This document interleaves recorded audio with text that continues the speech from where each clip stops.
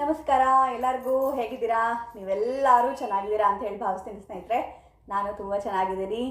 ತುಂಬ ದಿನ ಆಗಿತ್ತಲ್ಲ ನಾನು ಈ ಥರ ಒಂದು ವಿಡಿಯೋ ಮಾಡಿ. ಸಮಯ ಸಾಕಾಗ್ತಾ ಇಲ್ಲ ನನಗೆ. ಬೆಳಗ್ಗೆ ಗಡಿ ಬಿಡಿಲಿ ವಿಡಿಯೋ ಮಾಡ್ತಾ ಇರ್ತೀನಿ, ಟೈಮ್ ಆಗ್ತಾ ಇಲ್ಲ ನನಗೆ ವಿಡಿಯೋ ಮಾಡೋಕ್ಕೆ. ಸೊ ಹಾಗಾಗಿ ಹಾಗೇನೆ ವಿಡಿಯೋಗಳನ್ನ ಅಪ್ಲೋಡ್ ಮಾಡ್ತಾಯಿದ್ದೀನಿ. ನಿಮ್ಮೆಲ್ಲರ ಪ್ರೀತಿ ಪ್ರೋತ್ಸಾಹ ಸದಾ ಯಾವಾಗಲೂ ಚಾನಲ್ ಮೇಲೆ ಹೀಗೆ ಇರಲಿ ಅಂತ ಹೇಳಿ ಕೇಳ್ಕೊಳ್ತಾ ಇವತ್ತಿನ ವಿಡಿಯೋಗೆ ತಮ್ಮೆಲ್ಲರಿಗೂ ಸ್ವಾಗತ. ಇವತ್ತಿನ ವಿಡಿಯೋದಲ್ಲಿ ಏನನ್ನ ನಾನು ನಿಮ್ಮ ಜೊತೆ ಶೇರ್ ಮಾಡ್ಕೊಳ್ತಾ ಇದ್ದೀನಿ ಅಂತ ಹೇಳಿದ್ರೆ, ನನ್ನ ಸೈಡಲ್ಲಿ ಒಂದು ಲೆಟರನ್ನು ನಾನು ಹಾಕ್ತೀನಿ ನೋಡಿ. ಅಂದರೆ ಒಂದು ಪುಸ್ತಕದಲ್ಲಿ ಬರೆದು ಕಳಿಸಿದ್ದಾರೆ. ಸಾಮಾನ್ಯವಾಗಿ ನನಗೆ ಮಹಿಮೆ ಹೇಳೋರೆಲ್ಲ ಇಷ್ಟುದ್ದ ಬರೆದು ಕಳಿಸ್ತಾರೆ.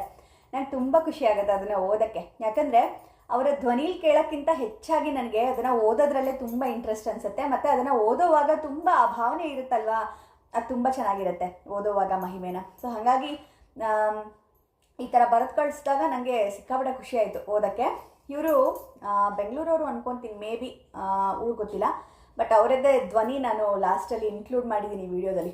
ಯಾಕೆ ಇವತ್ತು ಅವರ ಒಂದು ಮಹಿಮೆನ ನಾನು ಈ ವಿಡಿಯೋದಲ್ಲಿ ಹೇಳ್ಕೊಳ್ತಾ ಇದ್ದೀನಿ ನಿಮ್ಮ ಜೊತೆ ಅಂತ ಹೇಳಿದ್ರೆ, ಕಳೆದ ತಿಂಗಳು ಏನು ನಾವು ಗುರುಪುಷ್ಯಾಮೃತ ಯೋಗವನ್ನು ಆಚರಣೆ ಮಾಡಿದ್ವಿ ಅಲ್ವಾ, ನಾನು ಆವಾಗ ಹೇಳಿದ್ದೆ ನಿಮಗೆ ತುಂಬ ವಿಶೇಷವಾದಂಥದ್ದು ಈ ಒಂದು ಪುಷ್ಯಾರ್ಕ ಯೋಗ ಅನ್ನುವಂಥದ್ದು. ಅದರಲ್ಲಿ ಒಂದು ವಿಶೇಷವಾದಂಥ ಒಂದು ವ್ರತದ ಜೊತೆಗೆ ಒಂದು ಶ್ಲೋಕವನ್ನು ಕೂಡ ಹೇಳ್ಕೊಟ್ಟಿದ್ದೆ ನಾನು ನಿಮಗೆ.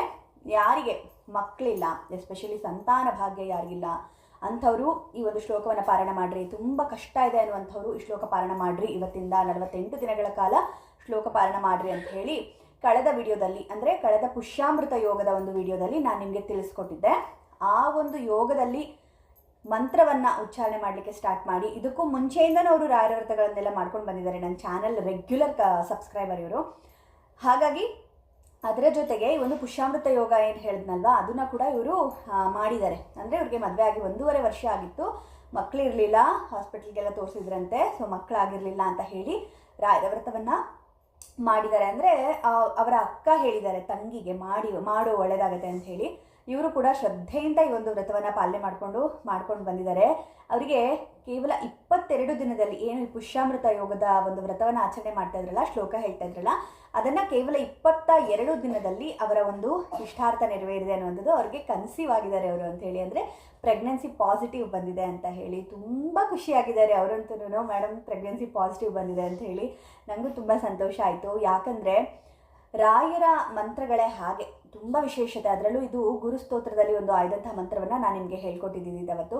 ತುಂಬ ವಿಶೇಷವಾದಂಥ ಒಂದು ಮಂತ್ರ. ಈ ಸ್ತೋತ್ರದಿಂದ ತುಂಬ ವಿಶೇಷವಾದಂಥ ಒಂದು ಅನುಗ್ರಹ ಆಗುತ್ತೆ ಅನ್ನುವಂಥದ್ದು ನಾನು ನಿಮಗೆ ಹೇಳ್ಕೊಟ್ಟಿದ್ದು ಈ ಒಂದು ವಿಡಿಯೋದಲ್ಲಿ.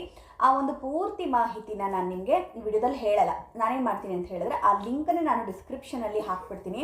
ಆ ವಿಡಿಯೋನ ನೀವು ನೋಡಿ, ಯಾವ ರೀತಿ ಮುಡುಪನ್ನು ಕಟ್ಟಿಟ್ಬಿಟ್ಟು ಯಾವ ರೀತಿ ಪೂಜೆ ಮಾಡಬೇಕು ಮತ್ತು ಯಾವ ರೀತಿ ಶ್ಲೋಕ ಹೇಳಬೇಕು, ಪೂರ್ತಿ ವಿಧಾನವನ್ನು ನಾನು ಆ ವಿಡಿಯೋದಲ್ಲಿ ನಿಮಗೆ ಸಂಕ್ಷಿಪ್ತವಾಗಿ ಹೇಳ್ಕೊಟ್ಟಿದ್ದೀನಿ. ಅದನ್ನು ನೀವು ಫಾಲೋ ಮಾಡಿ ಆಯಿತಾ. ಈ ಗುರುವಾರ ಏನು ನಾಳೆ ಗುರುವಾರ ಬರ್ತಾ ಇದೆಯಲ್ವಾ, ಈ ಗುರುವಾರ ನಮಗೆ ಮತ್ತೆ ಪುಷ್ಯಾರ್ಕ ಯೋಗ ಪ್ರಾಪ್ತವಾಗಿದೆ ಅನ್ನುವಂಥದ್ದು. ಇದು ತುಂಬ ವಿರಳವಾದಂಥ ಒಂದು ಯೋಗ ಅನ್ನುವಂಥದ್ದು. ಅಂದರೆ ಪ್ರತಿ ತಿಂಗಳು ಪುಷ್ಯ ನಕ್ಷತ್ರ ಬರುತ್ತೆ. ಅಂದರೆ ಏನು ಅಂತ ಹೇಳಿದ್ರೆ, ಪುಷ್ಯ ಅಂದರೆ ಒಂದು ನಕ್ಷತ್ರ. ಇದನ್ನು ಈ ಒಂದು ಪುಷ್ಯ ನಕ್ಷತ್ರ ವಿಶೇಷವಾಗಿ ನಮಗೆ ಗುರುವಾರ ಬಂದಾಗ ನಾವು ಅದನ್ನು ಗುರುಪುಷ್ಯಾಮೃತ ಯೋಗ ಅಂತ ಹೇಳಿ ಕರಿತೀವಿ ನಾವು. ಇದು ಭಾನುವಾರ ಬಂದಾಗ ನಮಗೇನಂತ ಹೇಳಿದ್ರೆ ರವಿ ಪುಷ್ಯಾಮೃತ ಯೋಗ ಅಂತ ಹೇಳಿ ಕರಿತೀವಿ. ಭಾನುವಾರ ಬಂದಾಗ ನಾವು ವಿಶೇಷವಾಗಿ ಆರೋಗ್ಯಕ್ಕೆ ಸಂಬಂಧಪಟ್ಟಂತಹ ಅನುಷ್ಠಾನಗಳನ್ನು ಮಾಡೋದ್ರಿಂದ ತುಂಬ ವಿಶೇಷವಾದಂಥ ಅನುಗ್ರಹ. ಗುರುವಾರ ಬಂದಾಗ ಗುರುಗಳಿಗೆ ವಿಶೇಷವಾಗಿ ನಾವು ಈ ಒಂದು ಸ್ತೋತ್ರ ಪಾರಾಯಣ ಆಗಿರಬಹುದು, ಅಥವಾ ನಾಮಲೇಖನ ಆಗಿರಬಹುದು, ಅಥವಾ ಏನೇ ಒಂದು ಹೊಸ ಕೆಲಸ ಆಗಿರಬಹುದು, ಒಂದೊಳ್ಳೆ ವಿಚಾರ ಆಗಿರಬಹುದು, ಮತ್ತು ಮನೆಗೆ ಏನಾದರೂ ತೊಗೊಂಬರೋದಿರಬಹುದು, ಇದೆಲ್ಲ ನಾವು ಮಾಡಿದಾಗ ವೃದ್ಧಿ ಆಗುತ್ತೆ ಅನ್ನುವಂಥದ್ದು ತುಂಬ ವೈಶಿಷ್ಟ್ಯ ಈ ಒಂದು ಗುರುಪುಷ್ಯಾಮೃತ ಯೋಗದಲ್ಲಿ. ಹಾಗಾಗಿ ತುಂಬ ವಿಶೇಷವಾದಂಥ ಒಂದು ಯೋಗ ಈ ಒಂದು ಗುರುಪುಷ್ಯಾರ್ಕ ಯೋಗ ಅನ್ನುವಂಥದ್ದು. ಆ ದಿನದಿಂದ ನಾವು ಮಾಡುವಂಥದ್ದು ಒಂದು ಮಂಡಲ ಮಾಡಬೇಕು. ಒಂದು ಮಂಡಲ ಅಂತ ಹೇಳಿದ್ರೆ 48 ದಿನ. ಈ 48 ದಿನಕ್ಕೆ ಒಂದು ಮಂಡಲ ಅಂತ ಕರಿತೀವಿ. ಈ ಒಂದು ಮಂಡಲದ ಸೇವೆಯನ್ನು ನಾವು ಮಾಡಬೇಕು. ಈ ದಿನ ಪ್ರಾರಂಭ ಮಾಡಿ ಒಂದು ಮಂಡಲದ ಸೇವೆಯನ್ನು ನಾವು ಮಾಡಬೇಕು. ಆವಾಗ ನಮಗೆ ತುಂಬ ವಿಶೇಷವಾದಂಥ ಅನುಗ್ರಹ ಆಗುತ್ತೆ ಅನ್ನುವಂಥದ್ದು. ಯಾರ್ಯಾರು ಮಾಡಿದ್ವಿ ಕಳೆದ ಬಾರಿ ನಾನು ಹೇಳಿದ್ದನ್ನು ಗೊತ್ತಿಲ್ಲ ನನಗೆ, ಆದರೆ ತುಂಬ ವಿಶೇಷವಾದಂಥ ಅನುಗ್ರಹ ಆಗಿರೋದಂತೂ ಸತ್ಯ. ಸೊ ಹಾಗಾಗಿ ಅವರ ಬರೆದು ಕಳಿಸಿರುವಂಥ ಒಂದು ಲೆಟರ್ನ ನಾನು ಸೈಡಲ್ಲಿ ಹಾಕಿದ್ದೆ, ಆವಾಗಲೇ ನೀವು ನೋಡಿದ್ರಿ. ಈಗ ಅವರದ್ದೇ ಧ್ವನಿಯಲ್ಲಿ ಅವ್ರು ಏನು ಹೇಳಿದ್ದಾರೆ ಅನ್ನೋಂಥದ್ದನ್ನ ಕೂಡ ನಾನು ನಿಮಗೆ ಹಾಕ್ತೀನಿ ಲಾಸ್ಟ್ ವಿಡಿಯೋದಲ್ಲಿ, ಕೇಳಿಸ್ಕೊಳ್ಳಿ ಆಯಿತಾ. ನಾನು ಯಾಕೆ ಅದನ್ನು ಹಾಕ್ತೀನಿ ಅಂತ ಹೇಳಿದ್ರೆ, ಕೆಲವರು ಅದನ್ನು ಸುಳ್ಳು ಅಂತ ಹೇಳ್ತಾರೆ. ಕೆಲವೊಂದು ಸತಿ ರಾಯರ ಮಹಿಮೆಗಳನ್ನ ಹೇಳಿದಾಗ ಇದೆಲ್ಲ ನೀವೇ ಹುಟ್ಟಿಸ್ಕೊಂಡು ಹೇಳ್ತೀರಾ ಅಂತ ಹೇಳ್ತಾರೆ. ಆ ಥರ ಎಲ್ಲ ಇರೋದಿಲ್ಲ. ಯಾರ್ದಾದ್ರೂ ಮಹಿಮೆ ಆದಾಗಲೇ ನಾವು ಹೇಳ್ತೀವಿ. ಸುಮ್ಮನೆ ಹೇಳೋಕ್ಕೆ ಯಾರಿಗೆ ಹುಚ್ಚಿಡ್ದಿರುತ್ತಾ ಅಲ್ವಾ. ಕೆಲವರು ಇದ್ದಾರೆ ಅಂಥ ತಲಹರಟೆಗಳು ಇದ್ದಾರೆ, ಸುಮ್ಮನೆ ಹೇಳ್ತೀರಾ ಅನ್ನೋಂಥವ್ರು ಕೂಡ ಇದ್ದಾರೆ ತಲಹರಟೆಗಳು. ಸೊ ಹಾಗಾಗಿ ಅಂಥವ್ರಿಗೋಸ್ಕರವಾಗಿ ಒಂದು ಪ್ರೂಫ್ ಅಂತ ಈ ಥರ ಹಾಕೋದಷ್ಟೇ, ಬಿಟ್ಟರೆ ಹಾಕಬೇಕು ಅನ್ನೋದೇನೂ ಇಲ್ಲ. ನಾನು ಆ್ಯಕ್ಚುಲಾಗಿ ಅವರು ಲೆಟ್ರ್ ಬರೆದಿದ್ರು, ನಾನು ಅವ್ರ ಹತ್ರ ರಿಕ್ವೆಸ್ಟ್ ಮಾಡಿ ನನಗೊಂದು ವಾಯ್ಸ್ ರೆಕಾರ್ಡ್ ಕಳಿಸಿ ನೀವು ಅಂತ ಹೇಳಿ ರಿಕ್ವೆಸ್ಟ್ ಮಾಡಿ ಒಂದು ವಾಯ್ಸ್ ರೆಕಾರ್ಡ್ನ ತೊಗೊಂಡಿದ್ದೀನಿ ನಾನು. ಅದನ್ನು ನಾನು ನಿಮಗೆ ಇನ್ಕ್ಲೂಡ್ ಮಾಡ್ತೀನಿ. ಯಾವ ರೀತಿ ಇದನ್ನು ಪ್ರಾರಂಭ ಮಾಡಬೇಕು, ಏನು ಎತ್ತ, ಯಾವ ರೀತಿ ಮುಡುಪನ್ನು ಕಟ್ಟಬೇಕು, ಸಂಕ್ಷಿಪ್ತವಾಗಿ ನೀವು ಆ ವಿಡಿಯೋನ ನೋಡಿ ಕ್ಲೀನಾಗಿ ಅರ್ಥ ಆಗುತ್ತೆ. ಸರಿನಾ ಸ್ನೇಹಿತರೆ? ಆ ವಿಡಿಯೋ ನೋಡಿಕೊಂಡು ಪ್ರತಿಯೊಬ್ಬರು ಯಾರಿಗೆ ಸಂತಾನ ಪ್ರಾಪ್ತಿ ಆಗಬೇಕು ಅಂಥವರು ಪ್ರಾರಂಭ ಮಾಡಿ ವಿಶೇಷವಾಗಿ. ಮತ್ತು 7 ದಿನದ ಈ ಒಂದು ನಾನೇನು ಪೂಜೆ ಮಾಡ್ತಿದ್ದೀನಲ್ಲ, ಅದನ್ನೇ ನೀವು ಪುಷ್ಯಾಮೃತ ಯೋಗದಿಂದನೇ ಪ್ರಾರಂಭ ಮಾಡಬೇಕು ಅಂತೇನಿಲ್ಲ. ನೀವು ಯಾವಾಗ ಬೇಕಾದರೂ ಅದನ್ನು ಪ್ರಾರಂಭ ಮಾಡಬಹುದು.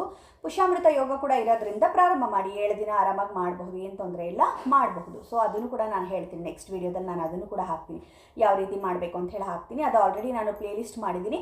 ಆ ಪ್ಲೇಲಿಸ್ಟಲ್ಲಿ ನೀವು ಓಪನ್ ಮಾಡಿದ್ರೆ ಪ್ರತಿದಿನ ಹೇಗೆ ಪೂಜೆ ಮಾಡ್ಕೊಳ್ಬೇಕು ಅನ್ನೋದು ಪೂರ್ತಿ ವಿಡಿಯೋ ನಿಮಗೆ ಅದರಲ್ಲಿ ಸಿಕ್ಬಿಡುತ್ತೆ. ಸರಿನಾ? ಅದನ್ನು ಕೂಡ ನೆಕ್ಸ್ಟ್ ವಿಡಿಯೋದಲ್ಲಿ ಶ್ಲೋಕ ಪ್ರತಿಯೊಂದನ್ನು ಕೂಡ ನಾನು ಹೇಳ್ಕೊಡ್ತೀನಿ.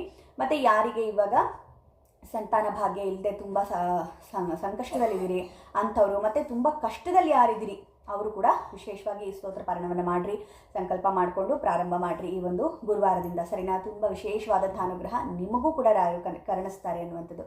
ಸಂತಾನ ಸಂಪತ್ ಪರಿಶುದ್ಧ ಭಕ್ತಿ ವಿಜ್ಞಾನ ವಾಗ್ದೇಹ ಸುಪಾಡವಾದೀನ್ ದತ್ವಾ ಶರೀರೋತ್ತ ಸಮಸ್ತ ದೋಷಾನ್ ಹತ್ವಾ ಸನೋವ್ಯಾದ್ ಗುರು ರಾಘವೇಂದ್ರ ಅಂತ ಹೇಳಿ ತುಂಬ ವಿಶೇಷವಾದಂಥ ಒಂದು ಸ್ತೋತ್ರ ಸ್ನೇಹಿತರೆ. ದಯಮಾಡಿ ಪಾರಾಯಣವನ್ನು ಮಾಡಿರಿ. ಸರಿನಾ? ತುಂಬ ಜನ ಹೇಳ್ತಾ ಇದ್ರು ಗುರುಸ್ತೋತ್ರ ಇದು ಅಂತ. ಹೌದು, ಗುರುಸ್ತೋತ್ರದ್ದೇ ಸ್ತೋತ್ರ ಇದು. ನಿಮಗೆ ತುಂಬ ಇಷ್ಟ ಆಗುತ್ತೆ. ಹೇಳ್ತಾ ಅಂತೂ ತುಂಬಾ ಮನಸ್ಸಿಗೆ ಹಿತ ಅಂತ ಅನಿಸುತ್ತೆ. ಅಷ್ಟು ವಿಶೇಷವಾದಂಥ ಒಂದು ಅನುಗ್ರಹಪ್ರದವಾದಂಥ ಒಂದು ಸ್ತೋತ್ರ ಇದು. ಸರಿನಾ? ಪಾರಾಯಣ ಮಾಡಿ. ರಾಯರು ನಿಮ್ಮೆಲ್ಲರಿಗೂ ಒಳ್ಳೇದು ಮಾಡಿ ಅಂತ ಪ್ರಾರ್ಥನೆ ಮಾಡ್ತಾ ಏನೋ ಹೇಳಕ್ಕೆ ಬಂದೆ, ಮರ್ತು ಹೋಯ್ತು. ರಾಯರು ನಿಮ್ಮೆಲ್ಲರಿಗೂ ಕೂಡ ಒಳ್ಳೇದು ಮಾಡಲಿ. ನೀವು ಅಂದ್ಕೊಂಡಿರುವಂಥದ್ದನ್ನು ರಾಯರು ನೆರವೇರಿಸ್ಕೊಡ್ಲಿ. ನೀವು ನಂಬಿಕೆಯಿಂದ ಮಾಡಿದ್ರೆ ಖಂಡಿತವಾಗ್ಲೂ ಅನುಗ್ರಹವಾಗುತ್ತೆ ಸ್ನೇಹಿತರೆ. ಯಾವುದೇ ಒಂದು ವ್ರತ ಆಗಲಿ, ನಿಮ್ಮಲ್ಲಿ ಮುಖ್ಯವಾಗಿ ನಂಬಿಕೆ ಇರಬೇಕು, ನಿಮ್ಮಲ್ಲಿ ಶ್ರದ್ಧೆ ಇರಬೇಕು. ಶ್ರದ್ಧೆ ಮೊದಲನೇದಾಗಿರಬೇಕು, ನಂಬಿಕೆ ಇರಬೇಕು. ನನಗಿದ್ರಿಂದ ಒಳ್ಳೇದು ಖಂಡಿತ ಆಗುತ್ತೆ ಅನ್ನುವಂಥದ್ದು ನಂಬಿಕೆ ನಿಮಗಿರಬೇಕು. ಆಗ ಮಾತ್ರ ನಿಮ್ಗೆ ಅದು ಸಿದ್ಧಿ ಆಗುತ್ತೆ. ಸರಿನಾ? ನಿಮಗೆ ಅದರಿಂದ ಅನುಗ್ರಹವಾಗುತ್ತೆ. ವಿಡಿಯೋ ಪೂರ್ತಿ ನೋಡಿದ್ದಕ್ಕೆ ಧನ್ಯವಾದಗಳು. ಮುಂದಿನ ವಿಡಿಯೋದಲ್ಲಿ ಮತ್ತೆ ಸಿಗ್ತೀನಿ. ವಿಶೇಷವಾದಂತಹ 7 ಗುರುವಾರದ ಅಂದರೆ 7 ದಿನದ ಸಂಕಲ್ಪ ಸೇವೆಯ ವಿಡಿಯೋ ನಾನು ನೆಕ್ಸ್ಟ್ ವಿಡಿಯೋದಲ್ಲಿ ನಿಮಗೆ ತರೋದಕ್ಕೆ ಪ್ರಯತ್ನ ಪಡ್ತೀನಿ. ಸರಿನಾ? ಮುಂದಿನ ವಿಡಿಯೋದಲ್ಲಿ ಮತ್ತೆ ಸಿಗ್ತೀನಿ. ಹೋಗಿ ಬರಲಾ? ನಮಸ್ಕಾರ. ಶ್ರೀ ಗುರು ರಾಘವೇಂದ್ರಾಯ ನಮಃ. ವಿಣಕ್ಕ ನಮಸ್ಕಾರ. ನಾನು ಚೇತನ, ಬೆಂಗಳೂರಿಂದ. ನನ್ನ ತಂಗಿ ವಿನುತಾ. ನಾವಿಬ್ಬರೂ ಕೂಡ ನಿಮ್ಮ ಎಲ್ಲ ವಿಡಿಯೋಗಳನ್ನು ನೋಡ್ತಾ ನೀವು ತಿಳಿಸಿದ ಕೆಲವು ವ್ರತಗಳನ್ನು ಪಾಲಿಸಿದ್ದೇವೆ. ನನ್ನ ತಂಗಿಗೆ ಮದುವೆಯಾಗಿ 1.5 ವರ್ಷ ಆಗಿತ್ತು. ಮಕ್ಕಳು ಇರಲಿಲ್ಲ. ನೀವು 48 ದಿನಗಳ ಸಂಕಲ್ಪ ಪೂಜೆನ ಹೇಳಿದ್ರಿ ಮತ್ತು ರಾಯರ ನಾಮಲೇಖನ ಬರೆಯುವುದು ನಾನು ಮತ್ತು ನನ್ನ ತಂಗಿ ಇಬ್ಬರು ಪ್ರಾರಂಭಿಸಿದ್ವಿ. 22 ದಿನಗಳಲ್ಲಿ ಅವಳಿಗೆ ರಾಯರ ಅನುಗ್ರಹ ಆಯಿತು. ಅವಳಿಗೆ ಪ್ರೆಗ್ನೆನ್ಸಿ ಪಾಸಿಟಿವ್ ಬಂದಿದೆ. ಅಕ್ಕ ತುಂಬ ಖುಷಿಯಾಗಿದೆ. ಧನ್ಯವಾದಗಳು ಅಕ್ಕ. ಶ್ರೀ ಗುರು ರಾಘವೇಂದ್ರಾಯ ನಮಃ.